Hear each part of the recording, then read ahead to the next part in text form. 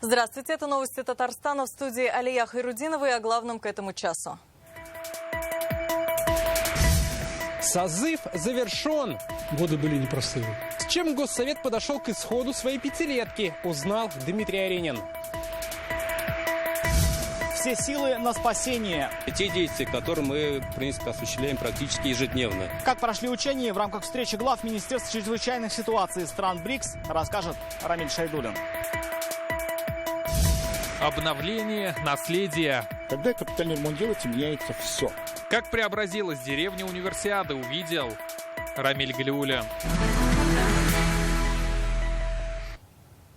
Сегодня в Госсовете Татарстана состоялась 55-я заключительная сессия 6-го созыва. Его период работы особенным назвал Рустам Минниханов. Он приехал на заседание и обратился к парламентариям. Отметил, депутаты демонстрировали единство власти и народа. За 5 лет произошло много знаковых событий, требующих оперативных решений. Это пандемия, изменения в Конституции страны и республики, СВО, перестройка экономики и разворот на восток. Сессия длилась более 5 часов. Успели и итоги подвести, и рассмотреть ряд важных вопросов повестки. Репортаж Дмитрия Аренина.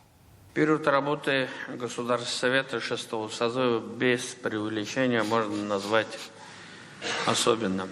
Лейтмотив заключительной сессии этого созыва – подведение итогов работы парламента. К депутатам обратился Рустам Минниханов. Раис республики отметил, несмотря на все глобальные перемены и вызовы, Татарстан продолжает активно развиваться. В последние годы Татарстан все чаще становится местом проведения крупномасштабных мероприятий самого высокого уровня. Проведение данных мероприятий в Татарстане – это доказательство того, что нам доверяют. И, безусловно, это результат работы всех уровней власти, в том числе и нашего республиканского парламента. На счету этого созыва более 500 законов, были приняты меры поддержки экономики и различных категорий граждан, в том числе участников СВО. В своем выступлении Фарид Мухаммедшин отметил, к депутатам стали чаще обращаться. Действенным механизмом взаимодействия депутатского корпуса с населением явились обращения граждан, наказы избирателей. 76 817 обращений рассмотрены. Запомните эту цифру. 76 817 обращений. Это на 23% больше, чем в предыдущем 5-м созыве. Абсолютное большинство депутатов этого созыва – представители «Единой России». Сегодня фракция подвела итоги своей работы. Также это сделали женщины из объединения «Мархамет Милосердия». Рустам Минниханов поблагодарил всех депутатов и вручил им государственные награды. Слаженная работа парламента, исполнительной власти, муниципальной власти – это тот результат, который имеет республика. Вам аплодисменты и большое спасибо. Спасибо большое, Рустам Нургалиевич. Мы хотим также вас поблагодарить за высокую оценку деятельности нашего депутатского корпуса. В самом таком важнейшем законе, это понятно, что в этом созыве мы рассматривали изменения в Конституцию нашей республики. Основные положения, что наша республика, то есть ее первая статья этой Конституции практически сохранена, и все основные положения первой статьи Конституции, они остаются незыблемыми. В чем мы можем себя винить? Ну, наверное, в том, что мы не до конца смогли отстоять принципы федерализма, которые мы изначально придерживались. Нам пришлось в каких-то вопросах идти на компромисс, в том числе и в вопросе наименования высшей должности в Республике Татарстан. Я считаю, что главная наша задача этого парламента и будущего парламента – это стоять, защищать и продвигать в этой стране принципы федерализма, защищать Конституцию Российской Федерации в ее нынешнем виде, Конституцию Республики Татарстан. Ряд важных решений парламент принял и сегодня. Депутаты согласовали назначение Фаниля Аглиуллина заместителем премьер-министра. В этой должности он будет курировать восстановление подшефных Татарстану городов Рубежное и Лисичанск, а также поддерживать связи с ЛНР. Фаниль Анварович имеет большой опыт в практической организационной работе в системе органов государственной власти. В рамках своей многолетней трудовой деятельности Фаниль Анварович курировал большой спектр вопросов, в том числе касающихся земельных и имущественных отношений Республики Татарстан. Фаниль Анварович, поздравляем вас, желаем больших успехов на ответственном посту. Также Госсовет ввел административные наказания за навязывание услуг. Речь об аниматорах, которые зачастую пристают к прохожим на улицах. Также с марта следующего года в ночное время нельзя будет продавать алкоголь в заведениях общепита, которые находятся в многоквартирных домах. Исключение сделали только для ресторанов. Кроме того, платить налоги по кадастровой стоимости будут владельцы торговых и офисных центров площадью свыше 1000 квадратных метров. Ранее такую меру применяли к более крупным объектам. Санкционная война против нашей страны ведется, и поэтому нам приходится в том числе принимать иногда такие непопулярные решения. Но эти решения ответственные. Мы все с вами понимаем, что мы ответственны перед нашими избирателями, и мы должны выполнять те социальные функции и гарантии, которые перед нами стоят. Парламентарии заслушали доклад Минобра о развитии системы образования. В этом году средний балл по ЕГЭ выше, чем по стране, и стало больше 100-бальников. Абсолютный результат показали 361 раз. Нашим приоритетом остается обеспечение высокого качества образования. В 2023 году аттестация выпускников проводилась в штатном режиме. Результаты ЕГЭ по математике, русскому языку и предметам по выбору в республике выше среднероссийских показателей. Однако к единому госэкзамену у депутатов возник целый ряд нареканий. Как отметили парламентарии, вопрос аттестации учеников требует изучения и, возможно, пересмотра. И по ЕГЭ очень много вопросов.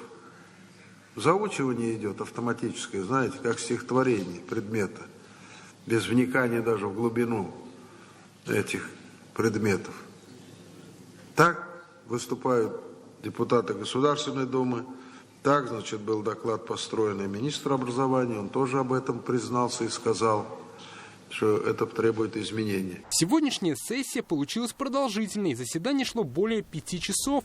По традиции, в завершении созыва общее фото. Дамы в своих нарядах сегодня предпочли модный в этом сезоне цвет фуксии. После этого заседания 6-й созыв завершил свою работу. Многие депутаты планируют баллотироваться снова. Выборы состоятся в сентябре. Дмитрий Айринин, Алмаз Зейдинов, ТНВ, Казань. Состояние единственного выжившего при крушении самолета в Камском устье остается тяжелым. Об этом сегодня сообщили в Минздраве республики. Накануне мужчину с переломами рук и ног, а также ушибом легких перевели в Казань. Врачи РКБ сделали несколько операций. Сейчас он находится в реанимации под круглосуточным наблюдением. Мужчине 48 лет. Накануне он с семьей был на воздушной экскурсии. Их самолет потерпел крушение. Супруга и ребенок погибли. Дикое животное стало причиной серьезной аварии с пострадавшими на трассе Казань-Оренбург. По предварительным данным, в темноте грузовик на полном ходу сбил лося. От удара его отбросило на встречку, где в животное врезалась легковушка. Пострадали ее пассажиры, 28-летняя беременная женщина и 2 детей. Как отмечает госавтоинспекция, трагедии удалось избежать только потому, что малыши были в детских креслах. Сегодня казанцы стали свидетелями учений международного уровня. Главы чрезвычайных ведомств стран БРИКС изучили опыт спасательных операций МЧС России на суше и воде.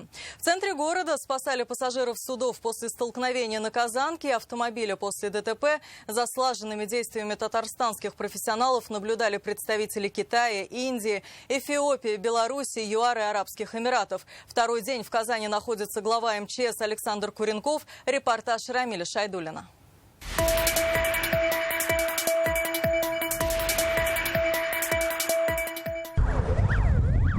акватории Казанки ЧП всероссийского масштаба. В воде столкнулись 2 судна с людьми на борту. Спустя секунды пламя перекидывается с одного борта на другой. На реке появляются нефтяные подтеки.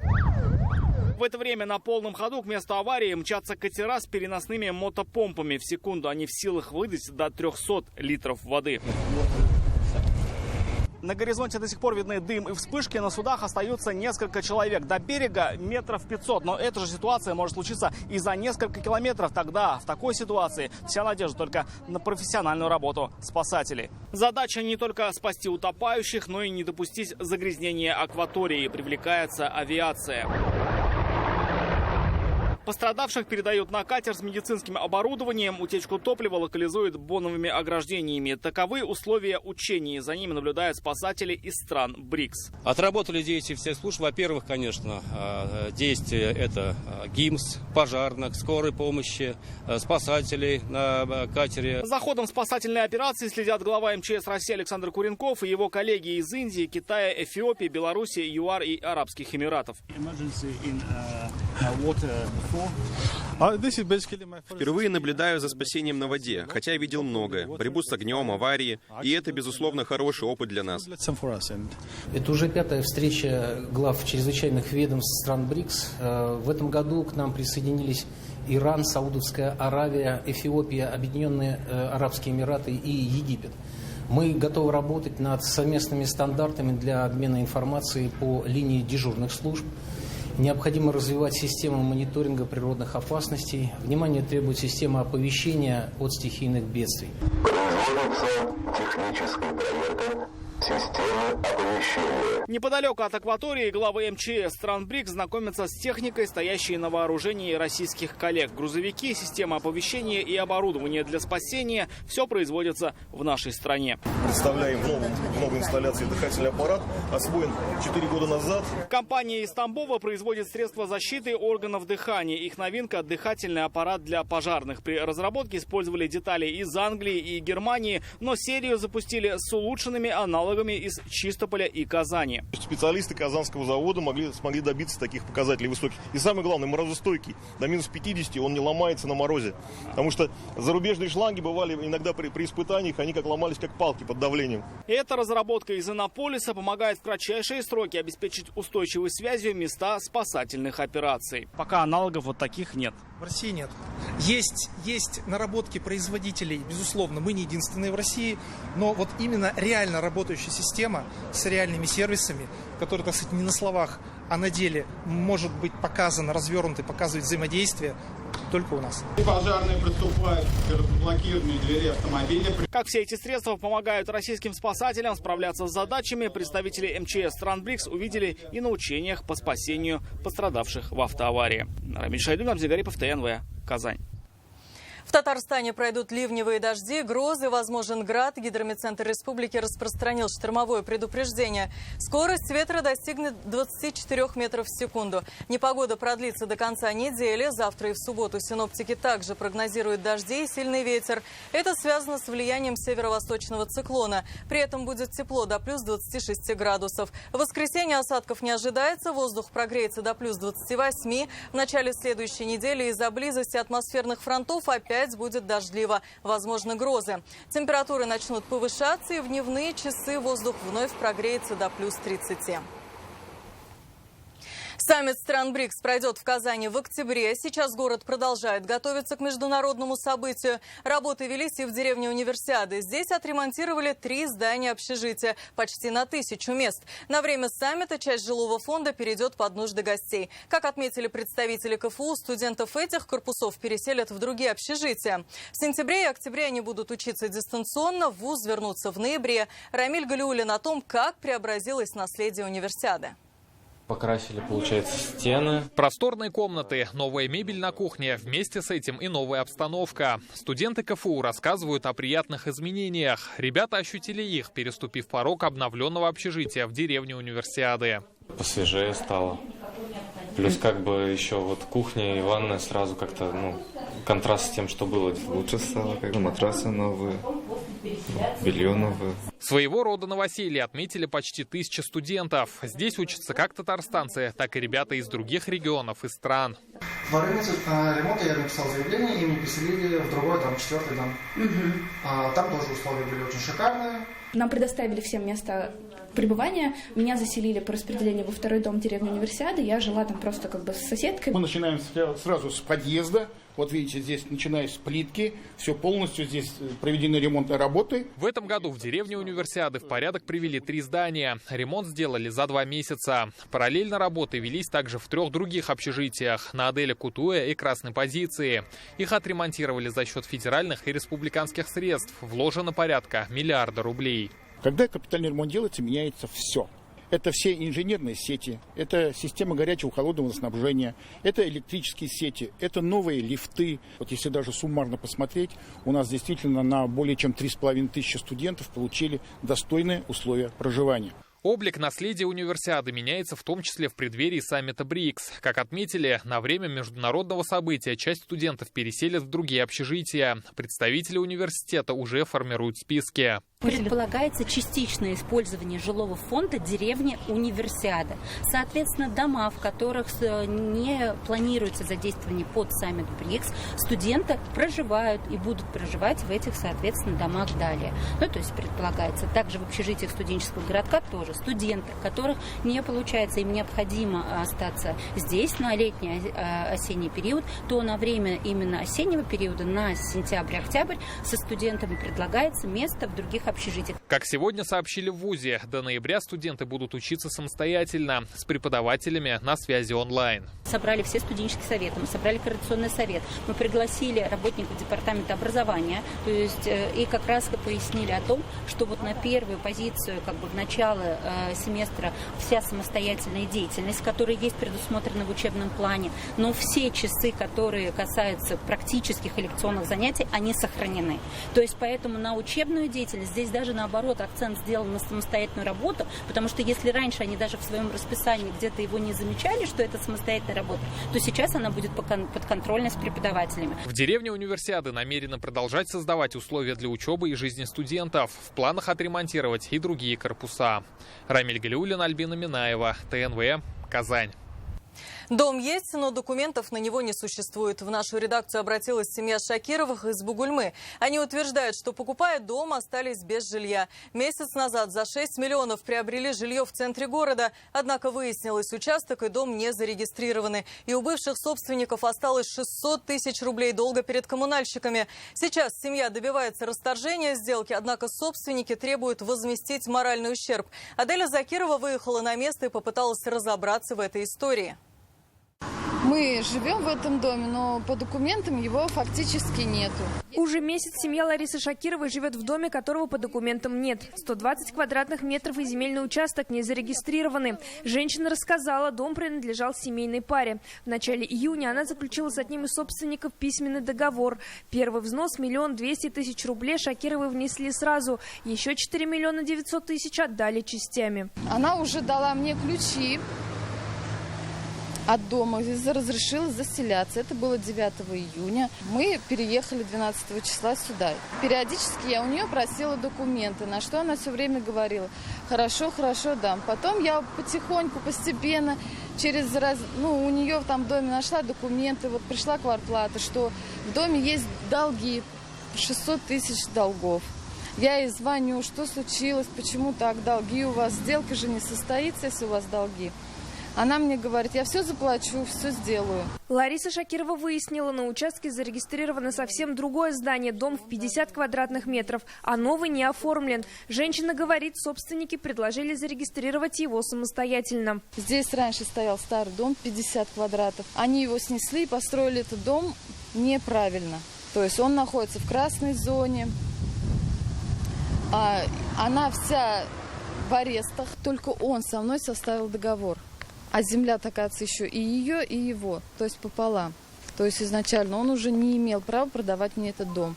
То есть наш предварительный договор юридическую силу не имеет. Лариса Шакирова обратилась в полицию, но ее заявление отклонили. В ходе проверки выяснилось, что действия собственников не имеют преступного умысла. По заявлению была проведена предварительная проверка. И было принято решение об отказе в возбуждении уголовного дела, так как мы усмотрели гражданско-правовые отношения. После отказа в ОВД мы с Ларисой Шакировой обратились в прокуратуру. Здесь организовали новую проверку. Выясняют, имеет ли договор о купле-продаже юридическую силу. После проверки надзорного ведомства было возбуждено уголовное дело по статье «Мошенничество в особо крупном размере». Как нам сообщили, история будет на особом контроле у прокурора. Я пригласил следователя, истребовал материалы проверки. Действительно, было отказано в возбуждении уголовного дела.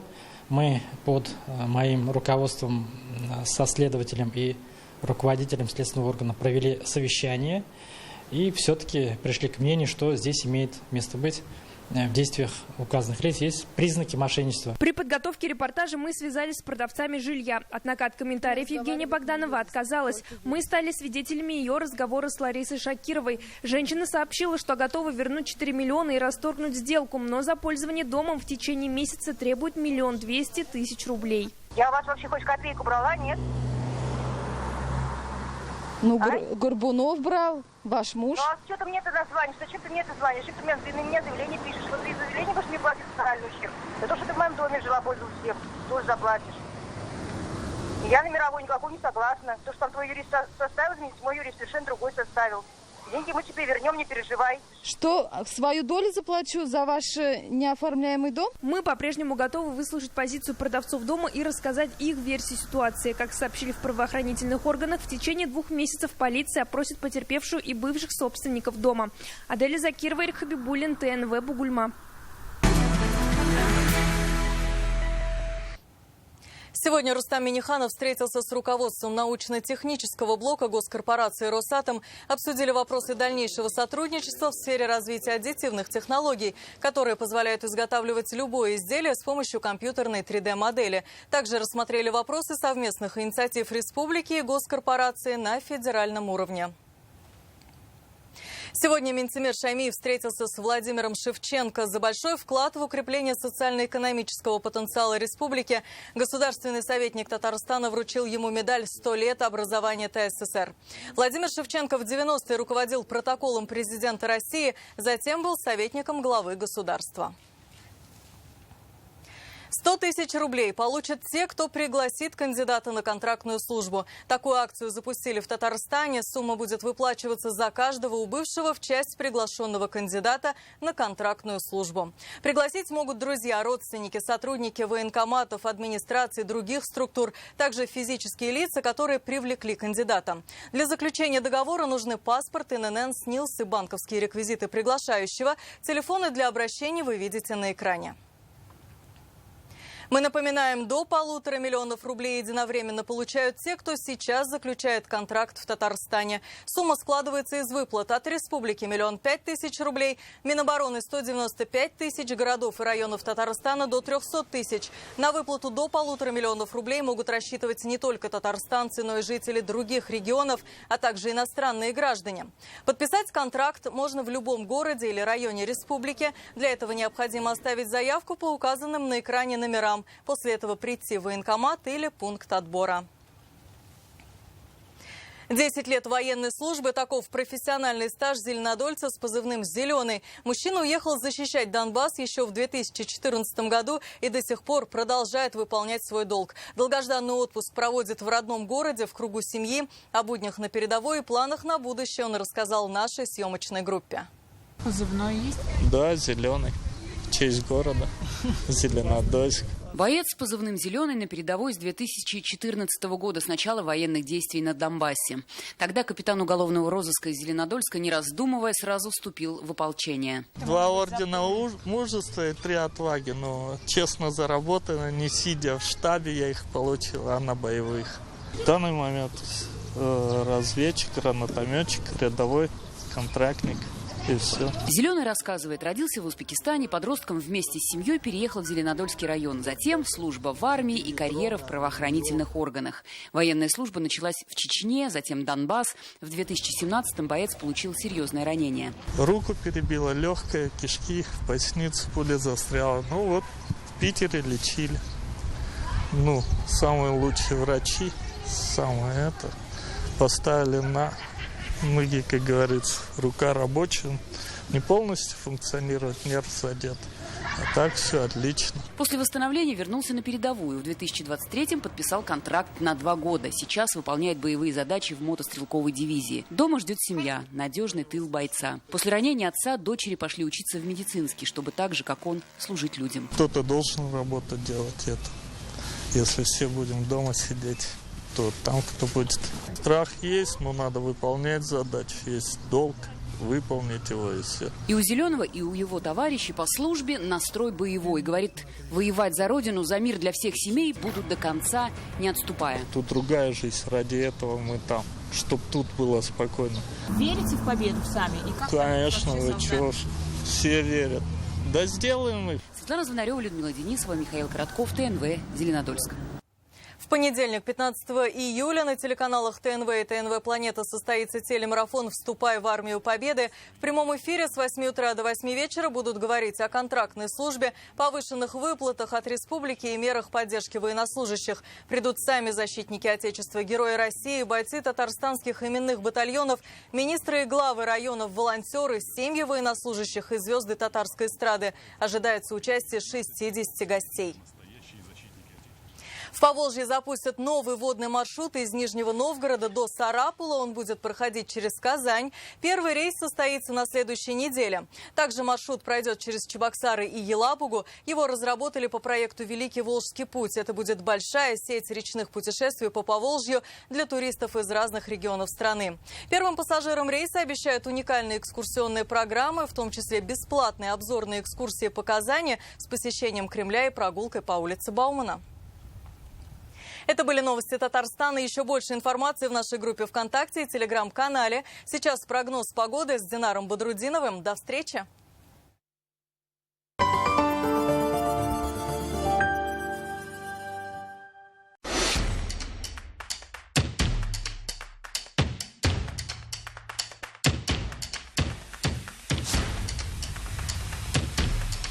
Жилой комплекс «Алтын-Яр». Счастье быть дома.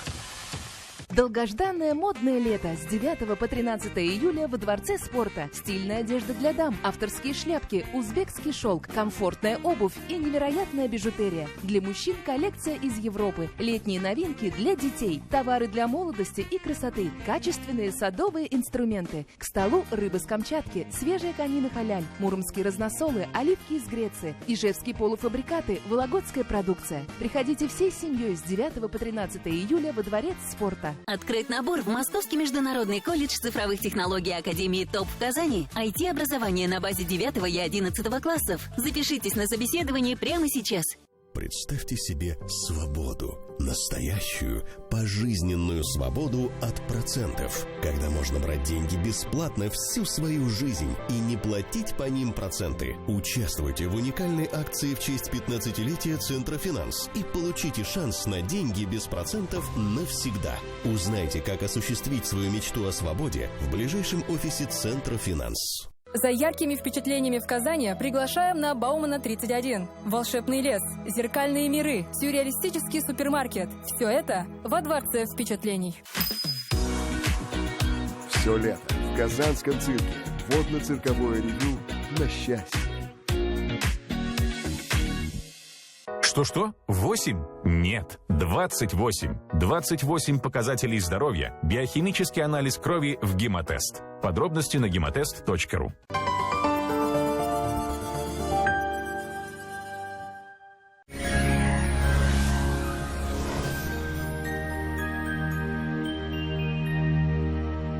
Здравствуйте, Исянмысы, в студии Динар Бодрудинов. В Татарстане в ближайшие сутки ожидается приближение холодного атмосферного фронта. Подробности после полезной информации. Изготовление любой корпусной мебели от Данил Мастер в июле со скидкой 20%. Не откладывайте на завтра свою мечту о новой кухне или шкафе-купе по вашим размерам. Узнайте подробности по телефону в Казани 2-167-166. По данным сервиса Яндекс.Погода, в Варске, Балтаси и Зеленодольске переменная облачность без осадков. Температура днем плюс 22-24, ночью плюс 11-13 градусов. В Буинске, Тетюшах, Дрожжаном переменная облачность, дождей не обещает. Температура днем 23-24, ночью 10-15 градусов тепла. В Мамадыше, Нурлате, Аксубаево малооблачно, без дождей. Температура днем плюс 22-23, ночью 13-14 градусов тепла. В Набережных Челнах, Актаныше, Менделеевске облачно с прояснениями, местами осадки. Температура днем 19-22, ночью 12-14 тепла. В Альметьевске, Бугульме и Бавлах температура днем 18-22 градуса, ночью 14-16 градусов выше нуля. Здесь будет облачно, пройдут небольшие дожди. В туристических городах республики также ожидается небольшое понижение температуры. В Свияжске температура днем плюс 23, ночью 13 градусов тепла, переменная облачность без осадков. В Болгаре днем плюс 24 градусов, ночью около 15 градусов выше нуля. Здесь будет облачно с прояснениями, без осадков. Елабуга температура плюс 22 градуса днем. Будет пасмурно, дождей не ожидается. Ночью 14 градусов тепла.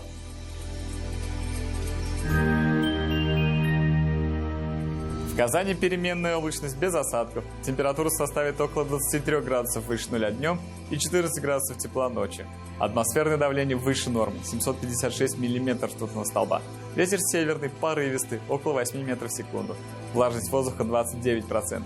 Магнитное поле Земли неустойчивое. Это все о погоде. Я с вами прощаюсь. Берегите себя. Всего доброго. Кындаргызум Шлыбылсын.